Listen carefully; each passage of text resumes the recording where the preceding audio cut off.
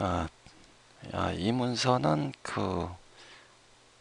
얼마 전에 그 K스매에서 설계실 인큐베이션 과정을 마치고 퇴소한 금융업체의 기술본부 운영 계획 중에서 그 사내 설계 부분에 대해서 초안을 잡아준 건데요.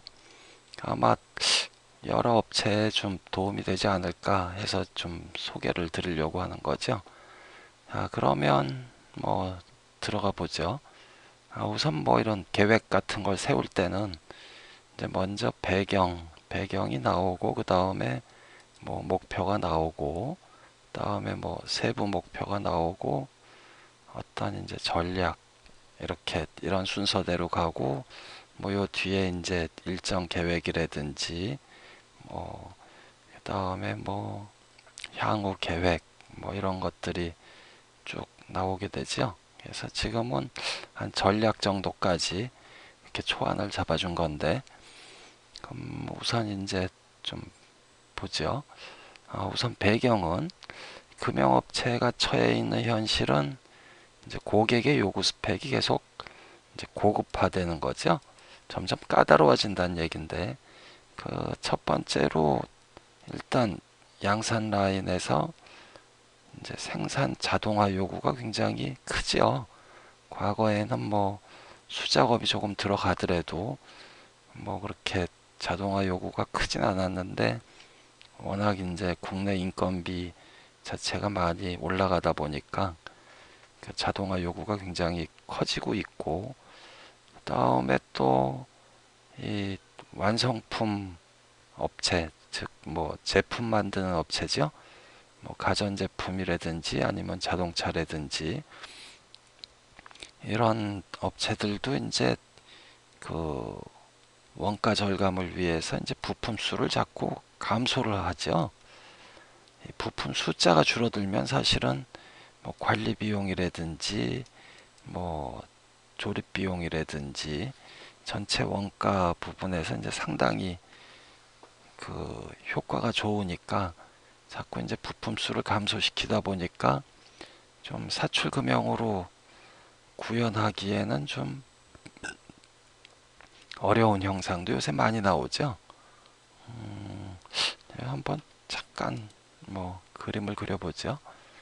뭐 사실 사출금형은 일단은 요 파팅이 이렇게 평면인 게 제일 좋죠. 그래서 뭐 거기에 뭐 어떤 제품 형상이 뭐 이제 단면을 보면 뭐 이렇게 두께가 이렇게 균일한 이런 제품 형상이면 좋은데 요새는 이제 이 제품이 뭐 이렇게 돼갖고 한쪽으로 이렇게 쭉 뭐 내려가는 뭐 디자인 역량도 있겠지만 뭐 그런 형상이 많죠. 이렇게 제품을 여러 개 붙이다 보면 이제 좀 사출 금형으로 구현하기엔 좀 나쁜 형상들이 많이 나오죠. 이렇게 되면은 사실은 뭐 사출압 자체가 뭐 이제 불균일해지죠. 이 위에 그림 같으면 뭐 여기 중심선을 그리면 이제 양쪽으로 이제 균일하게 이제 하중을 받을 텐데 얘는 이쪽 옆에서 본 면적이 굉장히 불균일하기 때문에 파팅이 뭐 이제 파팅이 예를 들어서 뭐 이렇게 되겠죠. 뭐 이렇게 된다고 생각하면 여기서 한 이 정도 부분에 대한 그 사출압은 완전히 불균일하죠. 그래서 뭐 고정 측은 뭐 이쪽 방향으로 하중을 받고 가동 측은 이제 이쪽 방향으로 하중을 받게 되는데 이렇게 되면은 사실은 금형에서 구현하기가 굉장히 힘들어지죠. 문제점이 이제 많아지죠. 그리 뭐 이건 그 정도 하면 된 것 같고요. 이제 형상 난이도가 증가됐다는 얘긴 그거고 그다음에 뭐 자동차 같으면 요새 헤드램프 뭐 이쪽은 아주 뭐 거의 금형이 아니라 어떤 산 모양으로 생겼죠. 뭐 이제 자꾸 디자인에 따라서 그렇게 되니까 그 다음에 이제 또 한 가지 품질이 굉장히 까다로워졌죠. 품질이 사실 굉장히 고급화됐는데 이거는 뭐 소비자 자체가 이제 굉장히 까다로워졌기 때문에 뭐 품질 고급화되는 거는 어떻게 보면 당연하죠. 뭐 금융업체에 있는 사람들도 어떨 때는 소비자가 되니까 본인들이 한번 생각해 보면 이제 품질 고급화가 상당히 이제 요구가 커지는 거는 뭐 인정을 해야죠. 자, 그 다음에 이제 금융업체에 대한 엔지니어링 요구가 증가했다 그랬는데 이건 사실은 그럴 수밖에 없죠. 요거 한번 보면 일단 수요자 입장이죠. 금형을 발주주는 입장에서는 이 사출성형 제품이 계속 그 늘어나죠. 과거에는 뭐 사출성형으로 안 했던 그런 그런 제품도 자꾸 사출성형으로 바뀌고 뭐 이제 자동차 같은 경우는 뭐 그 중량 문제도 있고 경량화 문제도 있고 그 다음에 사출성형 제품이 그 이제 후가공이 거의 없이 완성도가 높기 때문에 사출성형 제품 비중이 자꾸 커지죠.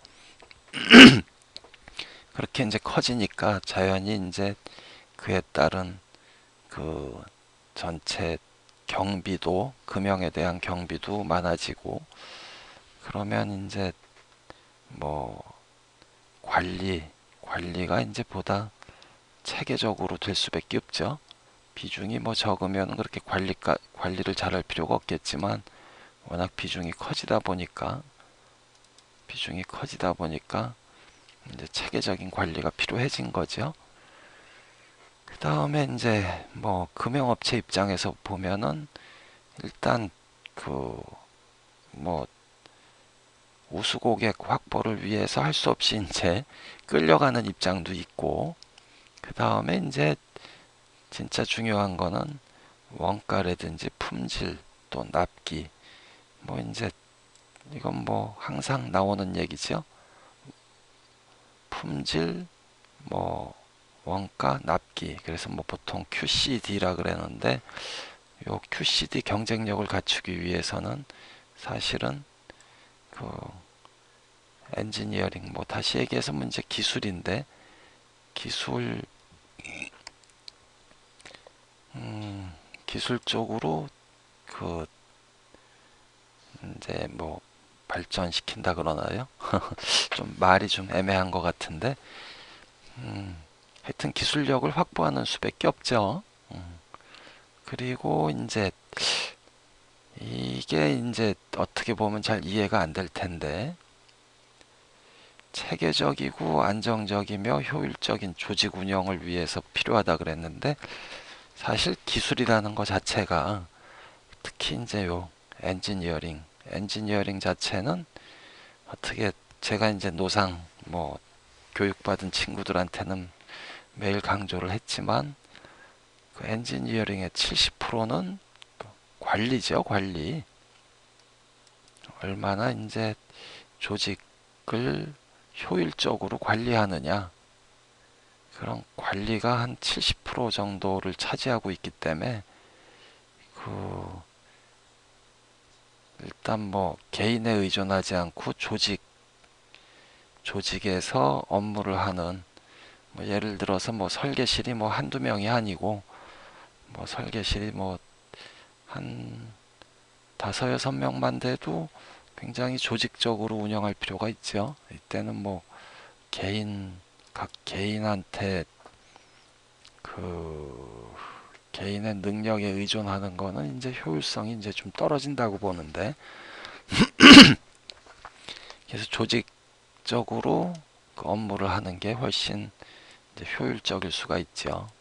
그 다음에 또 이제 뭐 조직이라 그러면 사실은 그 경력자 또는 뭐 신입사원에 이렇게 이제 계층적으로 돼 있는 거죠.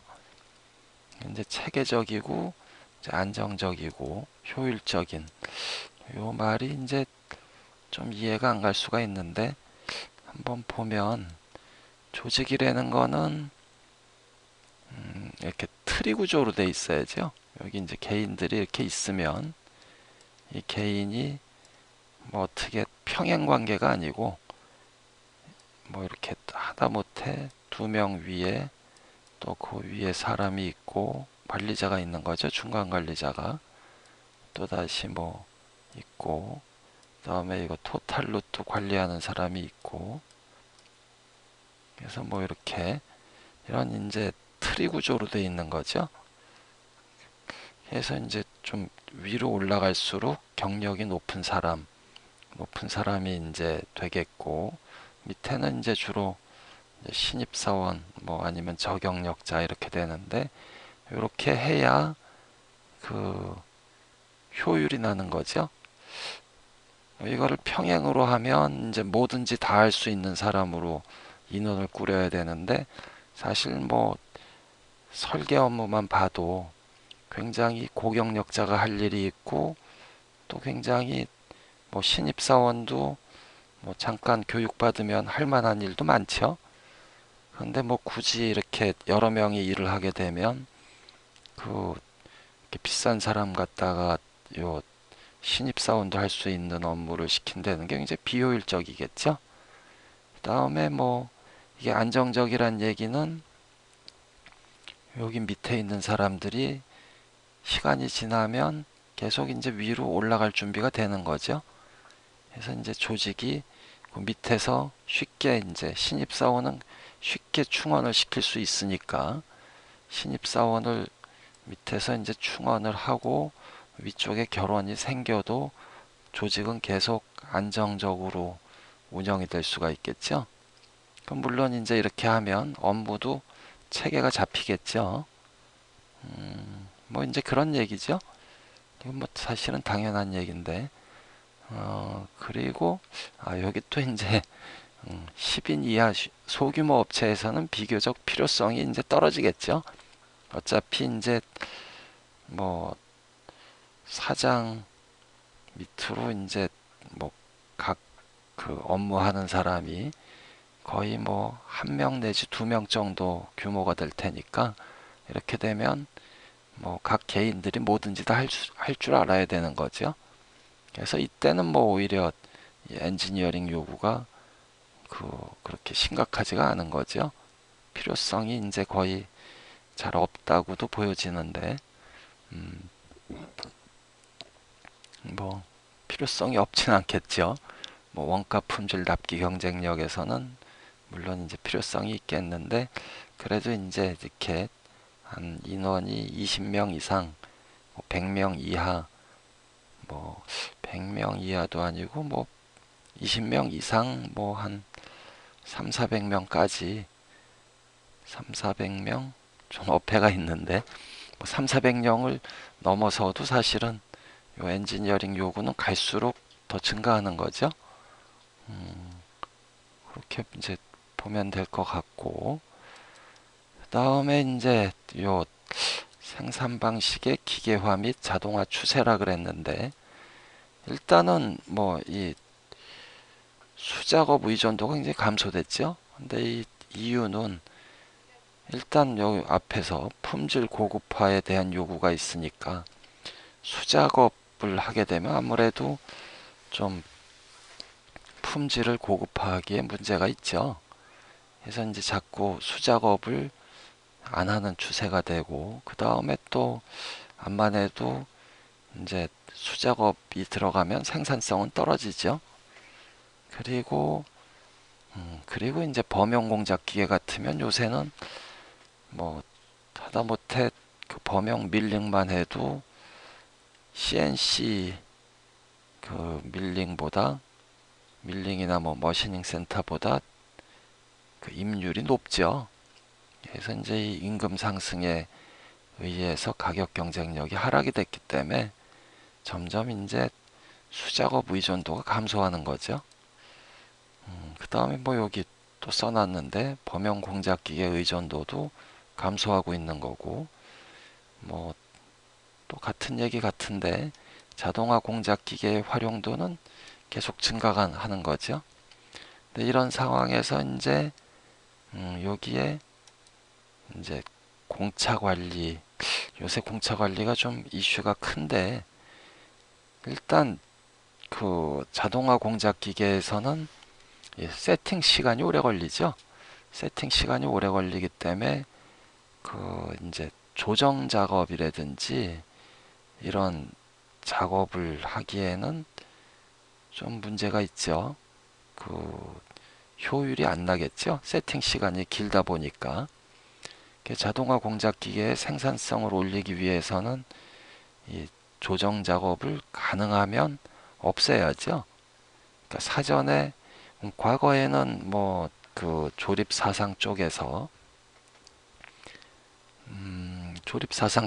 이제 치수 조정 작업이 굉장히 많았죠. 근데 뭐 범용 공작 기계 의존도가 감소하고 수작업 의존도가 감소하다 보니까 뭐 이거를 다시 그 자동화 공작 기계로 보내서 그 조정 작업을 한다 그러면 자동화 공작 기계 생산성이 안 나겠죠. 뭐 당연한 얘기고, 그 다음에 이제 그 자동화 공작기는 굉장히 고가인데, 따라서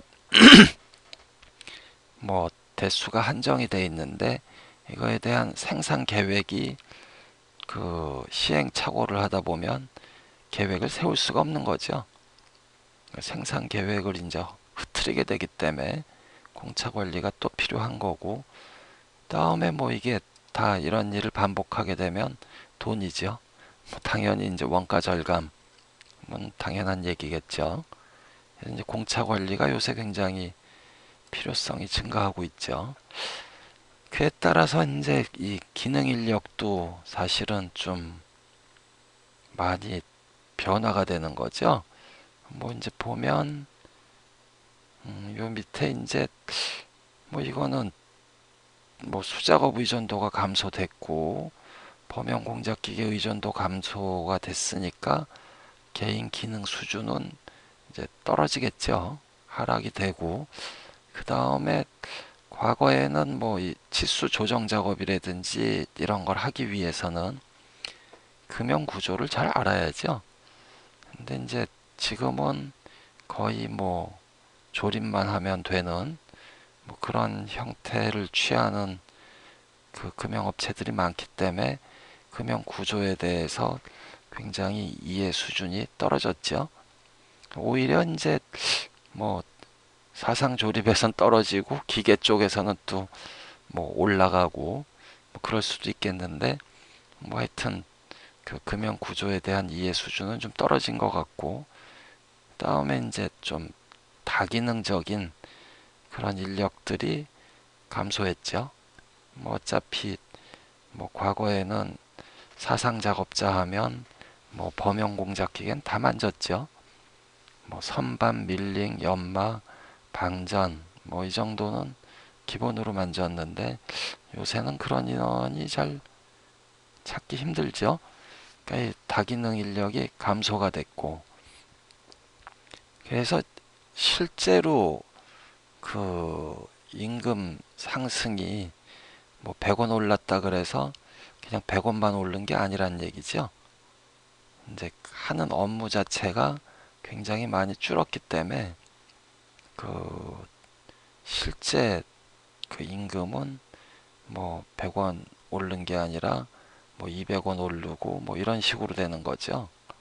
그래서 이게 사실은 좀 굉장히 해결해야 될 문제죠. 이거는 뭐 여기 또 이제 전체적으로 그 개인 기능에 의존하는 업무는 많이 감소가 된 거죠. 그 다음에 이제 거꾸로 이제 기술이라든지 관리 업무는 굉장히 많이 늘어났죠. 그래서 이런 문제 때문에 지금 실질 임금 상승이 명목 임금 상승보다 이제 많아지는데, 이거는 이제 이 관리 업무라든지 이런 거를 좀 문제 있는 그런 파트에 좀 더 추가를 할 필요가 있어지는 거죠. 뭐 이제 그 얘기를 하고 싶었던 거고, 그 다음에 뭐 원자재 가격 상승은 뭐 이제 뭐 중국에서 이제 원자재 수요가 많아서 원자재 파동이 일어났었는데 그 이후 상승 가격이 계속 유지되죠. 근데 이거는 사실은 원자재 가격에서 가공비 비중이 상승이 됐기 때문에 뭐 이런 문제가 나오는 거죠. 그래서 뭐 요새는 이 구매 물량이 얼마나 되는지 또는 정책이라고 하기는 좀 뭐한데, 그러니까 가공을 뭐 예를 들어서 코아 소재 같으면은 연말을 해올 거냐 안 해올 거냐, 그냥 밀링 상태로 강만 쳐갖고 갖고 올 거냐, 이런 거에 따라서 이제 가격 차등이 굉장히 커진 거죠.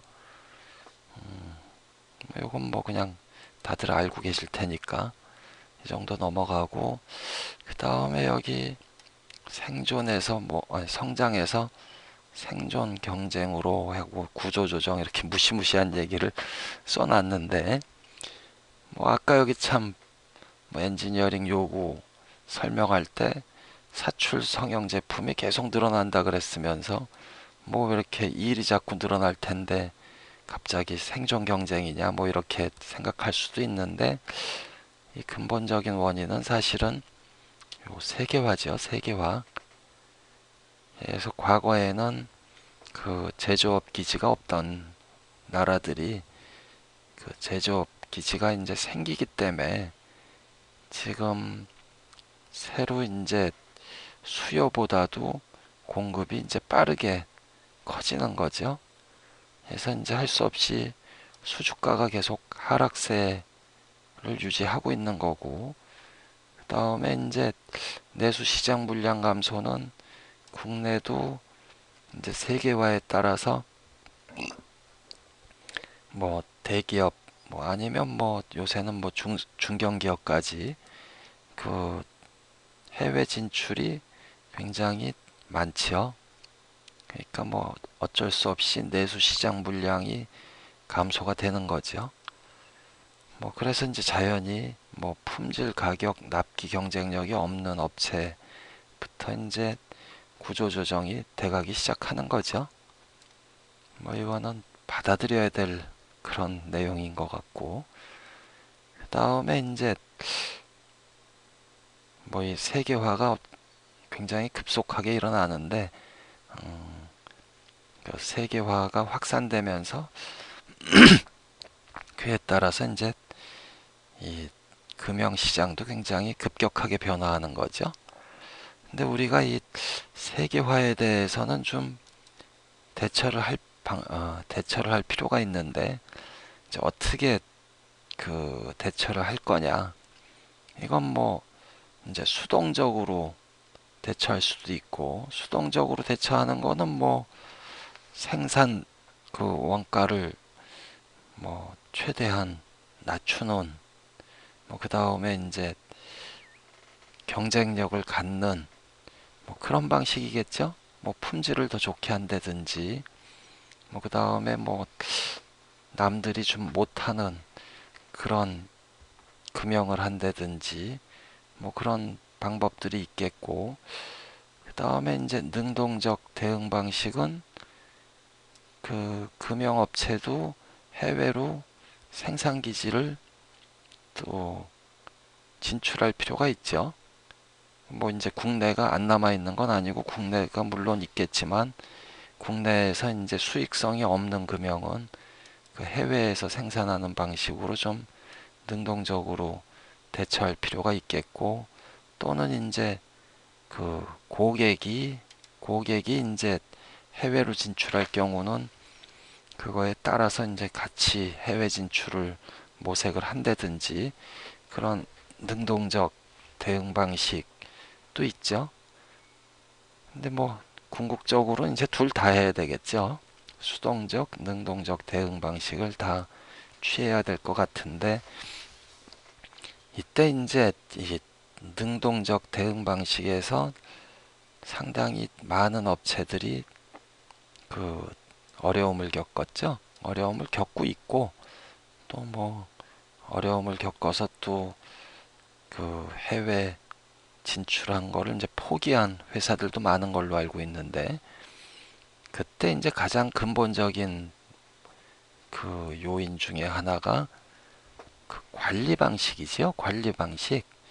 그 국내 같으면은 사실은 이 경력자 구하기도 쉽고, 그 다음에 그 이제 외주 시스템이 굉장히 잘 돼 있는데, 해외 같으면은 아직 그렇게 안 돼 있죠.